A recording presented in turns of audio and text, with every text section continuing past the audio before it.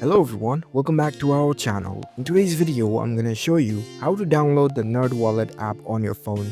It's a very simple and easy process and I'm gonna guide you through how to do it. Let's get started. First of all, on your phone, head over to your preferred web browser. Once you're in your browser, tap on the search bar and search for NerdWallet app.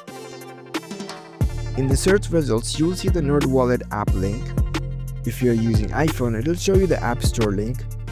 On Android, it'll show you the Google Play Store link.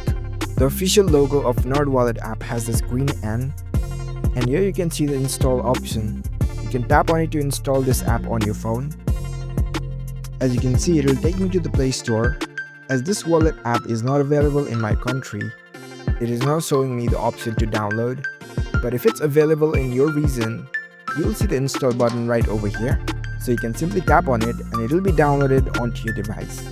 So that's it. That's how you can download NerdWallet app on your device. If you found this video helpful, don't forget to give this video a thumbs up and subscribe to our channel for more tech tips. Thank you for watching.